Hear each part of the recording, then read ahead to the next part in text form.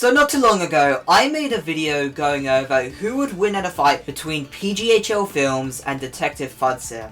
And originally, that was the only comparison video that I was gonna make between two Piggy YouTubers. You'll know why very soon, until Fudsim himself told me to make more of these, which would be an interesting idea, despite the fact that the PGHL Films versus Fudsim matchup is way more fleshed out than the other ones. And out of all the characters on the table, I was only really able to match up a few of them, because some of these characters' powers and fighting skills are so underutilized and underfleshed out. And because I don't already know enough about them, it is really hard to know how they would do in a fight. And matching Devalnut against anyone on the list would be way too one-sided of a fight. Speaking of one-sided, on the other hand, Richard would probably get bodied by nearly everyone on the list. And as for Creecraft and Minitoon, their power is so undefined in any series that I go off of, that I would literally need to make up powers to make the fight actually interesting. But I guess if I were to compare them, Minitoon would probably win because he has a sword. Now that I have those characters out of the way, let's get to characters that I have a better time matching up, which won't be as fleshed out as Fudsim versus PGHL Films, but let's get right into it. So in this video, I'm going to be matching up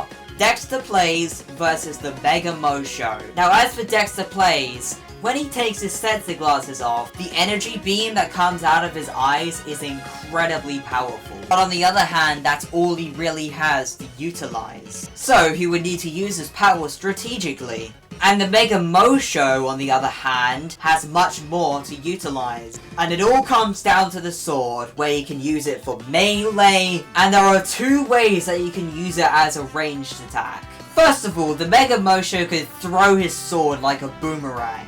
And we can see how it's pretty sharp as it can cut down a tree, but on the other hand, he can fire a pretty powerful energy beam out of his sword. And when it comes to Dexter Playz and the Mega Mo Show, they have one thing in common. Without what they have to utilize, they are just normal people, which would leave them defenseless. So how the fight would go is basically who can neutralize the other person first. Now, from what I see, Dexter Playz has pretty good agility. He might be able to avoid projectiles from the Mega Mo Show. On the other hand, when Dexter Playz fires his energy beam, I'm kind of on the fence on whether the Mega Sword would actually be able to block it, because Dexter Playz's energy beam is really damn powerful. If it doesn't break through the sword, I'm sure it will probably knock the sword out of Mega Mo Show's hands. As for how would Mega Mo Show defeat Dexter Playz, you would need to distract Dexter, get behind Dexter, and block Dexter's eyes,